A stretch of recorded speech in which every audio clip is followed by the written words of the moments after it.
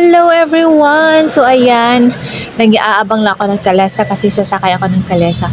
Galing ako niyan sa school ng anak ko kasi hinahatid ko yung tumbler niya kasi naiwan yung tumbler niya sa bahay. So hinahatid ko. Pero ngayon is papunta ako ng Pure Gold kasi mag-grocery shopping tayo for our store. So yun na nga guys, nakasakay na ako ng kalesa. One way lang kasi yung sakayan papuntang Pure Gold at saka pwede ka rin sumakay ng mga jeep na dadaan doon. Ayan, so tanghaling tapat na pero tingnan nyo, malapit na naman siya uulan. So yun na nga, nakapasok na tayo dito sa Pure Gold at saka ang swerte natin today, ang jackpot natin today for today's video kasi nga ang daming naka-promo items dito sa Pure Gold. Sabi nung staff nila, naka-promo sila for 4 days from September 22 to 25. Ayan! Tamang-tama at madami-dami din yung ating bibilhin ngayon for grocery sa ating store. Ayan.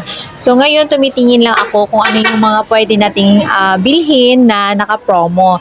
Pero marami talagang items guys, especially yung mga Argentina products at saka yung sa mga condensed. Meron din silang mga spaghetti na pang salad-salad na naka-promo. Sa dami na naka-promo ng mga items, nalilito na ako kung ano yung unahin ko sa pagbili or sa pagkuha. Pero as usual, stick tayo sa ating mga listahan. Hindi halata na napadami talaga, no? 2 cart talaga yung aking napuno sa pagdadampot ng mga items natin. So ngayon, chinichika lang ako ng cashier kasi nga magpapadeliver ako. Ayan, para mas makasave tayo sa ating transportation, yung sa pamasahin natin. So tinatanong nila ako kung ano yung address ko, ano yung landmark, at saka nasa highway lang ba yung tindahan ko para madali lang sila makadeliver at hindi sila mahihirapan sa paghahanap ng store ko. Kasi nga, first time nila mag-deliver dito sa akin. Kasi dati kasi pag nag-grocery ako is hindi ko siya pinadeliver kasi nga, konti lang naman yung aking binibili is kaya ko naman siya buhatin mag-isa. I-hand carry ko na lang. So ngayon, hindi na kaya i-hand carry kasi nga madami na siya. At yun na nga, tapos na sila sa pagtatanong at tapos na rin po tayo dito sa pagbabayad sa counter. Ayan, naka 7 boxes tayo at saka isang bundler na transparent cellophane. Yun lahat yung ating napamili worth 20,000 po yan. Kasama na din po doon yung yung sa mga frozen food. After nyan, pumunta agad ako dito sa customer service para i-claim yung aking mga free items, free load, at saka sa aking cash box na natanggap dito sa Pure Gold. Hello everyone! Welcome back again to my channel. So ngayon, nandito na tayo sa bahay after natin mag-grocery sa Pure Gold at saka sa ibang store kasi nga may mga products sa Pure Gold na wala siya. So kailangan ko siyang hanapin sa ibang store, okay? Ganyan naman talaga yan. Ano ba yan? Ang ingay-ingay, nagbi-video okay na naman yung kapitbahay namin. Well, anyway, ayan. So, kailangan kong gumamit ng microphone kasi para maging malakas yung aking boses. Ito yung aking microphone, para siyang daga. Gagamitin ko to para, ayan. So, kakabit lang natin. Sandali. Tanga nito. And as you can see, medyo bungi-bungi yung ating stocks. Pero bukas, bakbakan na naman tayo sa pag-arrange, pag-display at saka pag-check ng mga resibo kasi medyo madami-dami din yung na-grocery natin sa Pure Gold worth 20,000 din yun. Ayan. So, i-flex ko lang sa inyo yung aking napamili at saka yung ating bagong stante. Ating stante, temporary lang tong mga pansit canton na nilagay ko kasi nga, yung nilalagay ko dito is yung mga non-fast moving item. So, yung bihira lang siya at saka seasonal na mga item para mas madali siyang makita sa labas. Ito mga pansit canton is fast moving kasi to. So, okay lang na hindi natin siya i-display dito. Uy, lagay natin siya doon. Ito yung ating cash box. Dito natin ilagay yung ating sales. Yan. Wala nang bills. Ito yung sa GCash na transaction slip. Actually, ito yung ating transaction slip sa GCash. Ayan. Tapos, ito namang isang estante is for the mga candies. At saka dito ko nilagay yung mga cookies. Ayan. Alam nyo ba, pag nakastante kayo is nakaka-save talaga ng space, no? Kaysa yung sa mga plastic na lalagyan. Nakasave talaga siya kasi ang dami kong na-display dito ng mga candies. Dati kasi displayhan ko ng candies is yung ganito siya nalalagyan. Yan. Ayan. Tapos dito candies din. Yung sa ibabaw naman hindi ko na siya ma-display. So ngayon ano siya, marami na akong ma-display. Tapos nilagay ko dito yung itlog.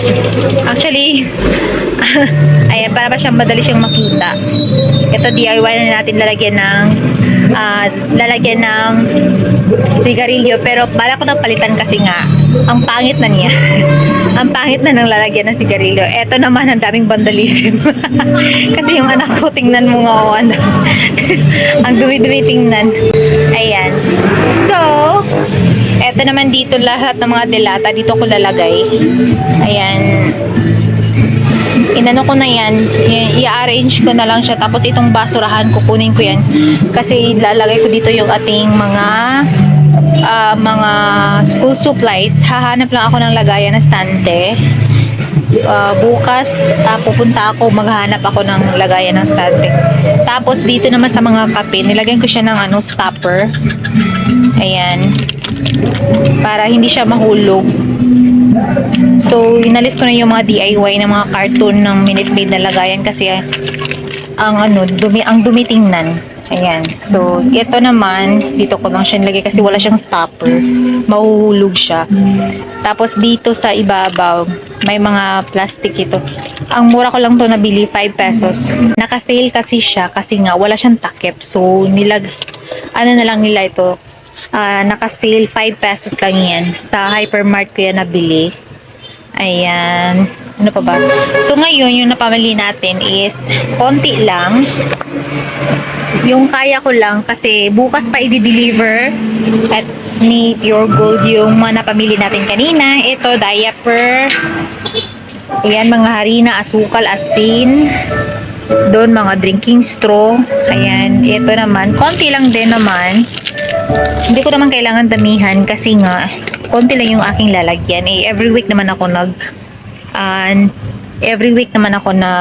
go grocery. Tapos ito siya, 1 gallon na Minola oil. Tapos itong si itlog. Ang daming kalat. Alam nyo ba, kahit everyday ko ina-arrange yan, makalat pa din. Oh my God, buhay tendera. Ito naman, sa Monday pa yung new delivery ng ating Nature Spring. Yan lang yung natira niya. Bungi-bungi na nga yan. Hindi na siya masyadong kompleto. Ano ba yan? Ito talaga yung anak ko. Kahit saan yun nilalagay yung bag niya. Ayan. Yan na lang yung natira. Yun, wala lang laman. Ito na lang. 1, 2, 3. Ito. Pero hindi na yan kompleto kasi nga nakukuna na yan sa loob. Very fast moving yung ating Nature Spring water. Ito kasi sa Pure Gold, pink lang yung meron sa kanila. Tapos ito naman red. So hinahanap ko si red kasi nga mabenta dito si red. So bukas is mag-unboxing tayo ng mga grocery shopping natin sa Pure Gold kasi bukas pa daw yung i-deliver. Free delivery na nila yon.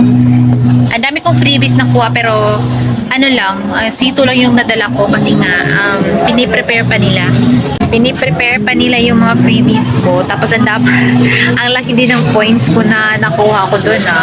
Yun yung nakakaganda sa Pure Gold. Aside from points, marami ka pang freebies na makukuha. Kasi sila ngayon may mga promo. May mga selected items sila na naka-promo na. Ang daming freebies. Actually, 8 yung coupon na nakuha ko na freebies. May cashback ako na 75 pesos dito sa kanilang Pure Gold e-wallet at saka meron akong free load and may mga sito rin ako na free at saka yung corn beef pero hindi ko pa siya nakuha kasi nga i-prepare pa nila yun and yung sito lang yung nakuha ko kanina. So bukas is samahan nyo ako mag-unboxing ng mga grocery shopping natin sa Pure Gold kung ano yung mga napamili natin. Most of the item na pinamili ko is yung mga fast moving at saka konti lang yung mga hindi fast moving. At least man lang meron tayong display dito if ever may hinahanap si customer. Ayan, that's it for today's video guys. I hope you enjoyed watching. And thank you sa lahat ng aking subscribers, sa lahat ng sumuporta sa aking YouTube channel. At kung bago ka pa sa aking channel, please do subscribe and then click the bell button para ma-notify ka in every videos that I uploaded on my YouTube channel. Thank you so much for watching guys and I'll see you in my next video. Bye! Gracias everyone!